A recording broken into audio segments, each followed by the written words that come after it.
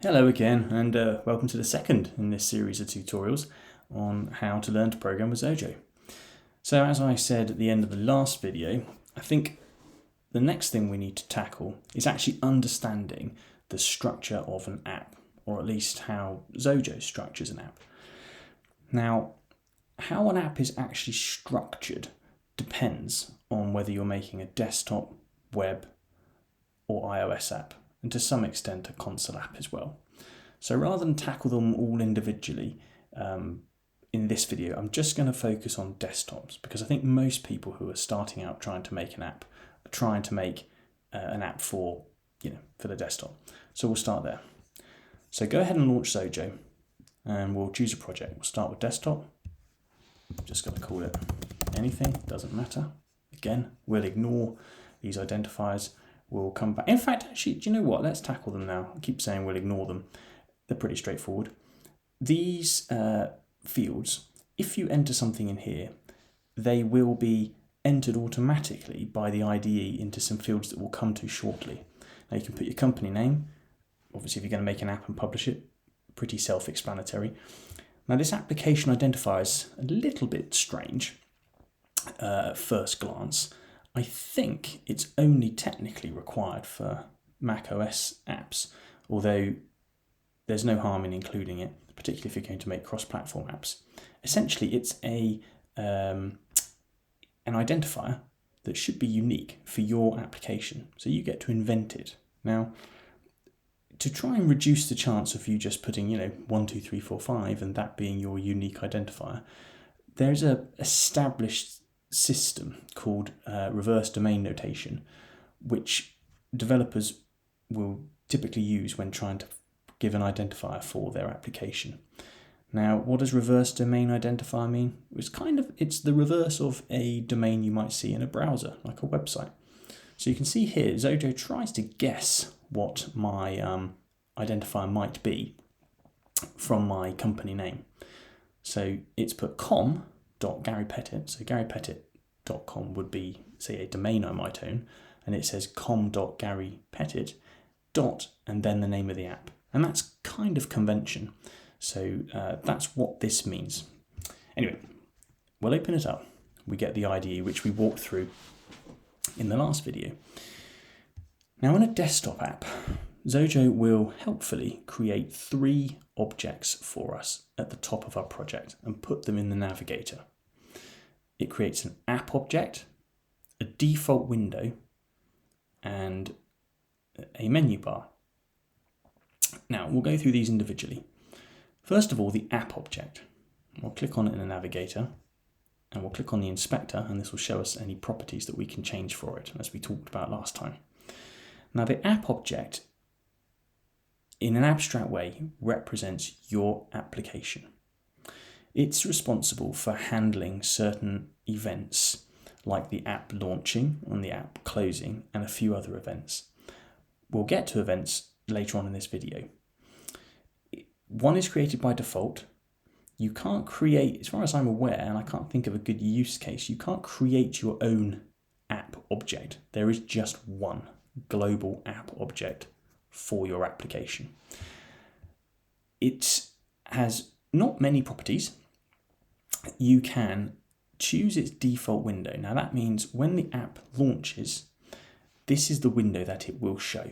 Window 1 in this case, okay? I click the pop-up button. I can either say none, so launch the application when it first runs, and nothing will show, or show window 1. And we can demonstrate this now. I haven't changed anything. I'll just click run, and Xojo will build the app, and there we go. There is our application. We have our application name up here in the top corner, my first app. It says .debug to let us know that we're debugging, okay? We're working on our app. It's not finished and built. We have the menu bar, file, and edit buttons, okay? And this is window 1. This is the window that the IDE created for us by default. I'll go and quit that.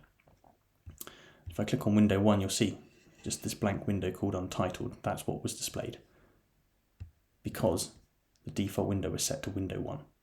Okay, if I change that to none, let's say I want my app to launch and I don't want any windows to show at first. Maybe I'm going to have a splash screen. Perhaps my app doesn't need a window by default. It's running in the background. Now if I click run, Again, it will build it. No window will appear, but you'll see in the menu bar, it still says my first app is frontmost. And if I go down to the dock, excuse the thousands of things I've got open, but there you go. There's my first app.debug. Okay, so it is running. Now we'll quit it. What's next? Menu bar. Okay, so the other thing you can choose for your application is the default menu bar. You can either say it has no menu bar, which makes some sense if you're building a Windows or Linux app, because if you think about a Windows application, there is a menu bar along the top of every single window that you have. Whereas on Mac OS, there is a menu bar on the top of the screen that's separated from the app, from the window that you're working within.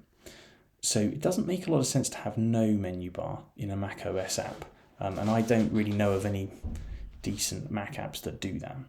And by default, it's selected to be main menu bar. Now you can create bars, different menu bars, and you could switch them out depending on the function of your app that you want it to have. And we can talk about that at a later date when we get around to creating our own menus.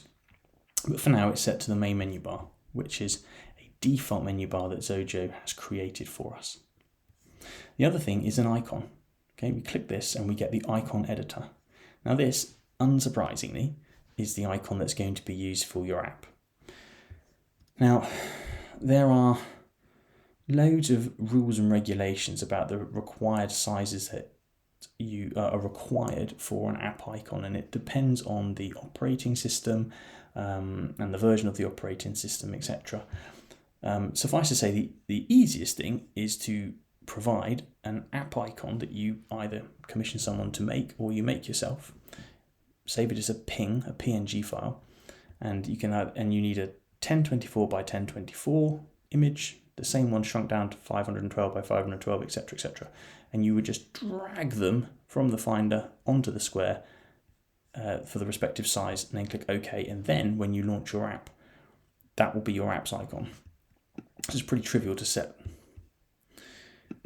We'll jump down to the main menu next. And in this central area, in the editor, we have the menu bar editor. Okay, it's changed to let us edit the menu bar. Now, Xojo tries to be smart and give us a rendering and approximation of what the menu bar will look like in our app. So here you can see we've got the little Apple menu, the app name, and then we've got a file and edit menu. Now we can change what is inside these menus. Okay, as you can see, by default, Xojo provides us with a quit shortcut, and in the edit menu, undo, cut, copy, paste, delete, and select all. So it provides some built-in functionality that you don't have to write yourself. But if you don't want a file or an edit menu, then you can delete them. In fact, if I just click edit, and I can just press the delete key. Gone. Okay, the file menu is the only thing existing. I can add things back by clicking up here. If you hover over it, it'll tell us, what's this one do here? Create a new menu in this menu bar. So if I click bang, I've got another top level menu, and it's called Untitled. Now I can change the text that I want that to be. Let's say I want it to be, I don't know, my cool item. All right, I just type it into the text field here.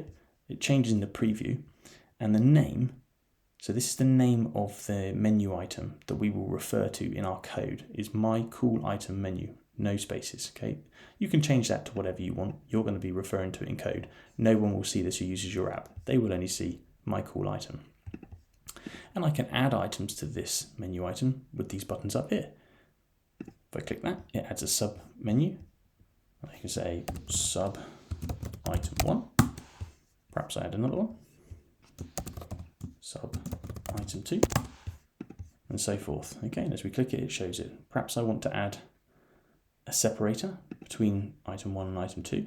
I click this button. Pretty self-explanatory. I have a separator. If I click this button here, create a new sub menu. I can say in the text area, sub menu 1. And then if I highlight that and click add new item, it will add a child within that. And I'll just type child item 1. Okay. And so it works how you might expect. which is pretty cool. Lastly, one thing that's worth showing is if you highlight a menu item, obviously you get the properties in the inspector like you do for any object that you've highlighted in Xojo. And you can change a few properties. I can give it an icon if I want. I don't have any in my project at the moment, and I don't have any to hand on my computer just to demonstrate, but I can browse and find an image and set that as an icon which will appear to the left-hand side of the item. We'll come back to those later on. I can give it a shortcut key. So at the moment, if we just run this app, excuse me, and we can see our menu item up here, everything's grayed out, okay? And nothing has a shortcut key to it. I can't access these with the keyboard. I have to use the mouse. We can change that. We can select an item, and then here it says key. Let's say I want sub-item 1 to be activated when I press the Command 1 key. I just press 1, and you can see it provides a shortcut there next to me, Command 1. Let's say I want to have the Shift key held down as well. I just tick this checkbox. And also there are some other options for specific platforms. Say if you're on a Mac, you have an Option key, which is this weird funny little symbol. If you're on a PC, you might want the Alt key, but obviously flicking on that doesn't do anything because I'm on a Mac. But if I click on one of these three buttons, this gives me a preview of what it would look like on a different platform. So if I click here, it shows me what it will look like on Windows. So Control-Shift-1 is the key combination now that will activate sub-item 1 on Windows, whereas on a Mac, it's just Shift-Command-1. Let's get rid of that, make it just Command-1, go back to Windows, it's now Control-1. On Linux, it's also Control-1, okay, which is pretty cool. We'll come back shortly to how you actually make them do anything, because again, if we run our app, now I've added a shortcut, my cool item, you can see here, Command 1, but it's still grayed out. Press Command 1, nothing happens, okay? So we need to come back to that. That's going to require us to understand events, which we'll get to shortly. So we'll just quit that. And the last thing in an app structure that we need to talk about is a window. Now, you don't have to have windows in an application, although generally that's how you interact with a desktop app. I mean, let's be honest, it's hard to think of many apps that don't have at least one window, whether it be a document window, settings window, preferences windows, whatever. Even a game will have one window that fills the screen. There are some niche apps, obviously, which don't require any direct user interface and interaction, but most will need a window. So Xojo gives us one by default that it calls window 1. See, name window 1. All right. Now let's go through some of these inspector properties and talk about what they mean. Now, the next two fields here are related to the fact that the window is an object. Now, in order to understand about objects, we need to know about object-oriented programming, which I'm going to do a separate video on probably next, I think, because that's an important next part before we get to writing any code. So we'll just skip over this superclass and interfaces for the moment. We've got some size parameters, which are pretty self-explanatory. These are in pixels, or points on a retina screen. And so how wide and how tall the window should be. Now I can just drag and resize the window and it will change automatically, or I can set it with a particular value and it will change dynamically. I can set a minimum width and a minimum height so that it will prevent the user, if they resize the window, from shrinking below that size, which might be important if I've got buttons and controls on my window that I don't want them to goof up. Next up are some properties about the kind of window chrome, okay, so the sort of frame of the window. There are several different types of window. The most common that you will see in an application is called a document window, which is the type of window you can see here. All right, it has a title bar with a title, and it has a varying number of the window chrome closing and maximizing zooming buttons.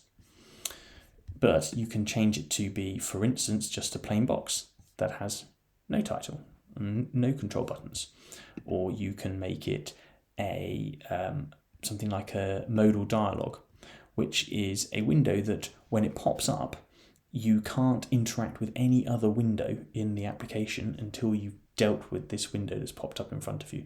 And that has some important uses in certain types of app that we'll cover later. For the moment, we're just going to leave it as a document window because that's the most versatile type of window. Every window has a title. It starts off being called untitled, but let's just call it, I don't know, my first window. Type, and you can see it updates it in the title bar. The next few buttons dictate what happens to the control buttons. So on a Mac, you have a close button, a maximize button, and a minimize button. Actually, you have that on Windows and Linux too, just on the other side. Now I can toggle them off, no close button, no maximize button, no minimize button, okay? Or I can enable them. It might be that I don't want the window to be able to go full screen or to be made any bigger than it already is. So you can toggle these buttons on and off. You can have a full screen button, which means when you hover over the green button on a Mac, it will give you the option to stretch the window to fill the whole screen. If you disable that, then that means when you click the green button, it will zoom to fit the content, which is a Mac peculiarity. The other thing you can do is you can mark the window as resizable. So if this is on, as it is by default, then you can drag a corner and make the window bigger or smaller as normal, but sometimes you might want the window to be fixed. So something like system preferences on the Mac doesn't let you resize the window manually, and you can get that behavior with ticking this checkbox. You can set a background color, which I've never seen any nice looking app do successfully. I never do that. You can set a picture as a backdrop. Again, it's not really something that you see on many Mac apps. And the next things here are a little bit more advanced. Implicit instance we'll come back to. It's not important for the time being. Default location dictates when the window first opens, where should it appear on the screen? Should it appear in the default position for the operating system? So on a Mac, that's generally in the top left-hand corner, or you can say, I want it to stagger with previous windows. I want it to appear relative to the parent window. I just use its default because it just feels more natural on the platform.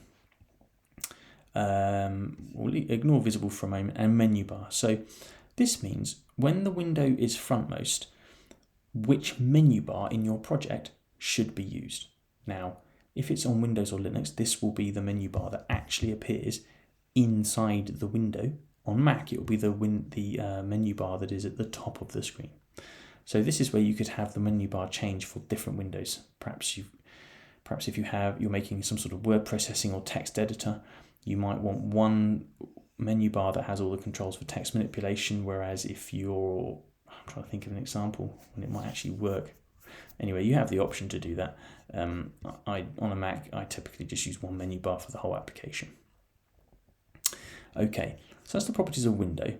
And as we briefly touched on before, it's possible to add controls, obviously, to a window, like buttons and text fields and list boxes and other controls, which we're going to cover in a later video, because there's a lot to cover there. I don't want to rush through it in today's video. So they're the three apps that we get created by default, three objects, that are made for us by default. The next thing that comes along in the default project is we need to attack are the build settings. Now, there's 5 items here. Now, build settings are what they sound like. So it's settings that affect how your app is built when you click the build button. So first of all, we've got shared. Now in the inspector, these are the properties that are shared between our application, regardless of whether we're building a Mac, Windows or Linux app. These are sort of common to all of them.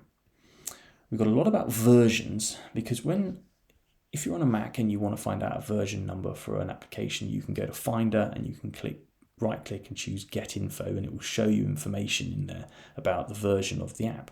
And you can set it here, okay? So applications usually will have 3 version codes. So they'll have a major version, a minor and a bug version. So you might have version 1.0.0. That's the first version you release. Maybe if you do a big amount of changes in your application worthy of a paid upgrade, you might change the major version by 1 to become 2. If you're just doing a few bug fixes, you'll increment the bug version. Okay, so this is up to you to set. Non-release version is an internal counter that starts at 0, and every time you click build, if you click auto increment version number, then it will make this number go up by 1. And that's useful if you've got a complex app and you're building it lots and lots, and you want to keep track of how many times you've built the app. It's possible if you want to write some other information here which is accessible in some advanced features of the IDE, but again, they're not really relevant for most people. In build, you probably won't change a lot of this. The use builds folder means when you build your app, this dictates where it's saved. I would never touch that if I were you. I would include function names. If you're really paranoid about someone hacking your app, you can turn this off and it obfuscates some of the function name or the function names when the app's built. Again, I never touch it. I leave it alone. Language I set as default to the system. Optimization level. Now, if you're writing an app that's super complicated and has a lot of complex math in it, for instance, sometimes you can get a performance increase for free if you let Xojo be very aggressive when it builds the app. And what that means is the compiler, which is the part of Xojo that actually takes what you've written in the IDE and makes it into an app, it can analyze your code and try and make clever decisions and kind of rewrite parts of it to make it faster. The settings are default, moderate, and aggressive. I tend to leave it on default. The more you increase that setting, you might see some performance benefits, but it will take longer to build your app. And sometimes it might go from taking a couple of seconds to build an app to several minutes. So it's not something I do routinely. And also it will make your app bigger, the actual built app larger, generally. There's a switch here that says supports high DPI, also known as Retina screens on a Mac. Now, to be honest, it's on by default. I would leave it on by default. And when we touch on working with high definition displays later on in the course, it'll become clear why it's best to leave that on. It's on by default. I wouldn't touch it. And finally, we've got supports dark mode, which is really only applicable to Mac OS, in that Macs have this concept of light and dark mode that you can toggle at will and you can have set depending on the time of day. If you leave it set to dark mode, then that will allow your app to respond to the system changing from light to dark mode, and we'll cover that later on. By default, it's on. The final ones are not really relevant for desktop apps. They're really for console apps and web apps, and we'll get to those in due course. So they're all the shared features that you can set.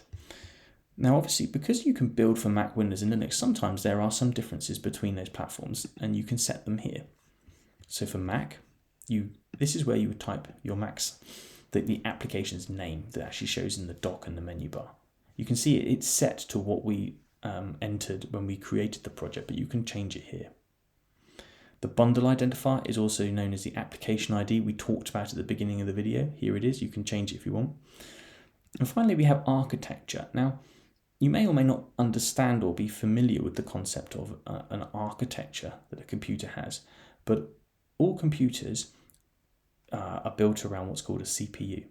And CPUs vary depending on a number of factors.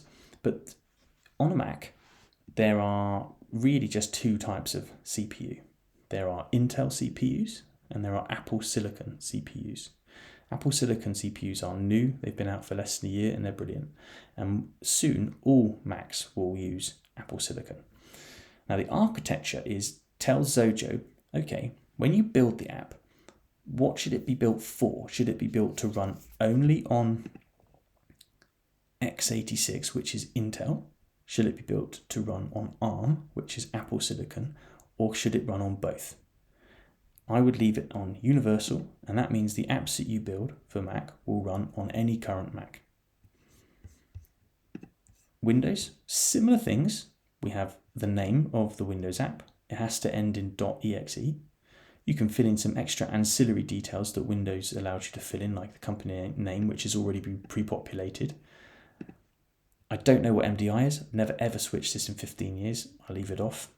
And again, we've got architecture here. Okay. Now with Windows, there is no Apple Silicon, okay, or ARM that Xojo supports. Xojo supports Intel, well, x86, which is essentially Intel chips and AMD chips. And it supports two types, 32-bit or 64-bit. If I were you, I would just switch it to 64-bit. You will get performance increases. Okay, I would just leave it at that.